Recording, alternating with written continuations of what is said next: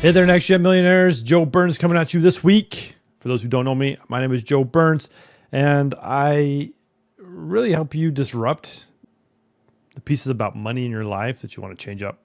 Specifically around, like, I'm going to be honest, talk a lot about money trauma and how it's affected us, and just how we can disrupt our lives in a way that can lead to making more money. Each week I come at you with a topic of choice of mine.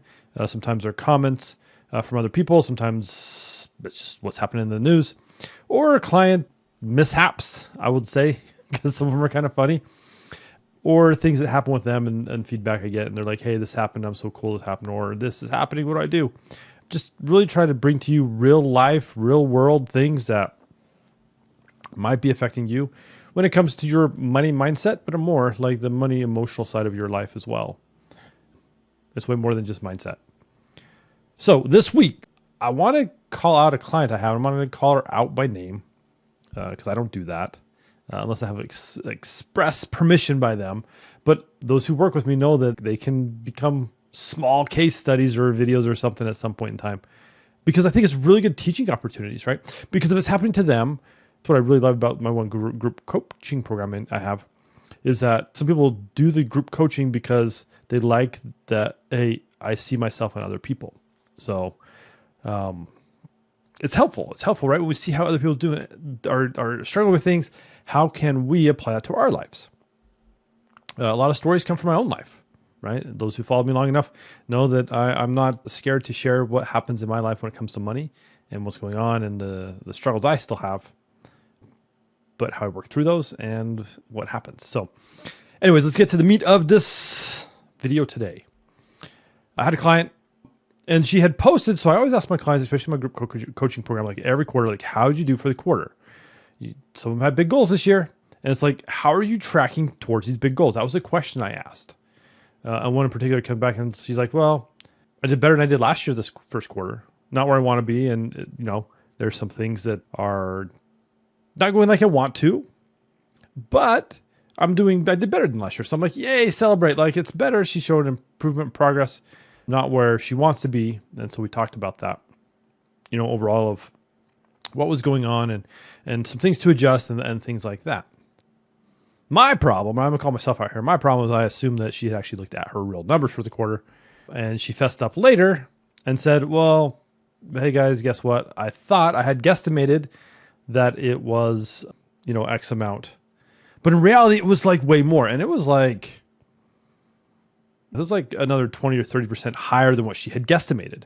And it just floors me, right? Overall, not that she's doing this, right? No harm on her. She's dealing with looking at numbers, right? You all know, like, followed me for any amount of time. I'm going to remind you, you got to look at your numbers. I'm not saying you got to do your own accounting in your business. In most cases, your own bookkeeping and own accounting, probably not a good idea. But you got to look at the numbers. You have to find accountants and bookkeepers who will send you the data so that you can see it.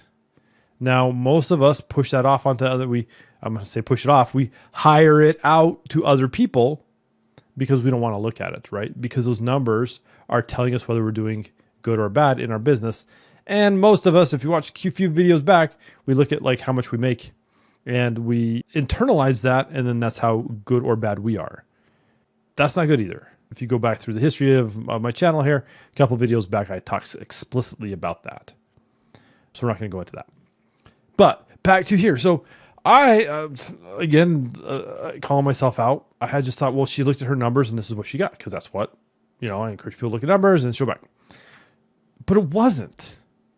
And so here's the crazy part. I know you've heard me talk about this again, but we're going to revisit this conversation.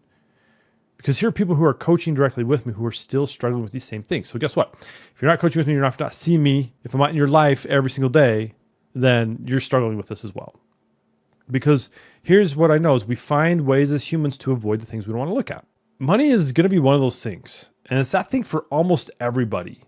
So it's not that you're doing anything wrong and don't feel bad. It's just like we've not been programmed. We have so much trauma around money. We're not going to continue to put ourselves in harm's way. So we don't look at these numbers. We don't look at like how it's doing. We just look at our bank account, and when we got to pay bills, we're like, we do the like, the closed kind of squinty fingers across the eyes, and it's like, oh, can I really like even see what's in there? and it messes with us.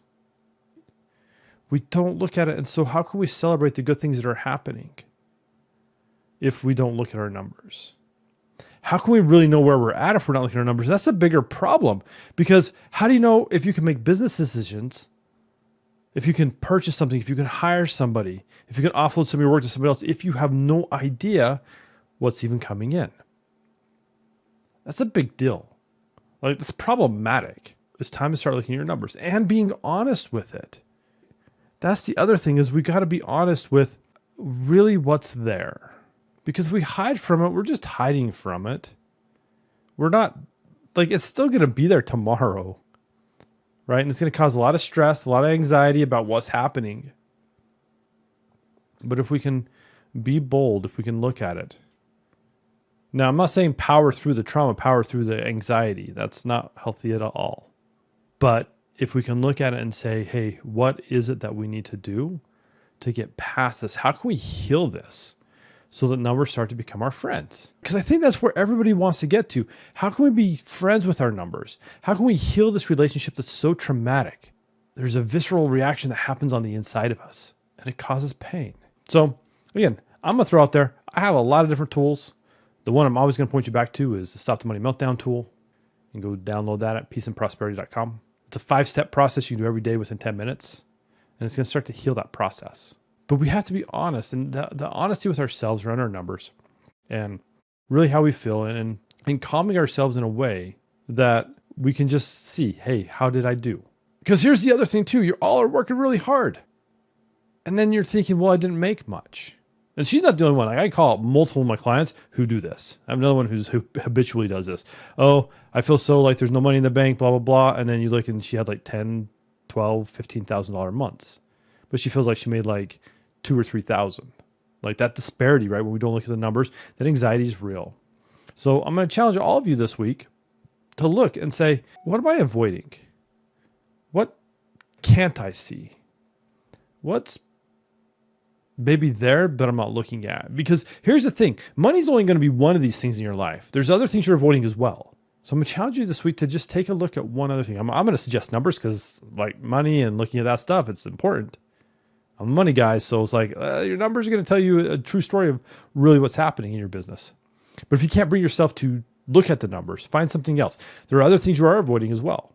And just look at it and be like, hey, what do I need to do to create a better relationship around this? And as you do that and find all these pieces, you're going to actually live a less anxious life. You're going to start to heal a lot of this trauma. And you're going to start to feel better overall. And then every month when you look at your numbers, or every week when you look at them, at least every quarter, you can really look at what you're generating in your business and be like, hey, this is pretty cool. It might not be where I want to get to or where I'm at right now. Like, it might not be where I want to be right now. But it's a start into something much better. You start to calm all that stress and you start to live a better life. Who doesn't want to live more trauma-free and more anxiety-free? I know I don't. Well, I don't want to have that stuff in my life, right? So that's my challenge for you this week. As always, hit that like button, hit the subscribe. You'll know when I upload videos each week, and we'll see you next week. Bye.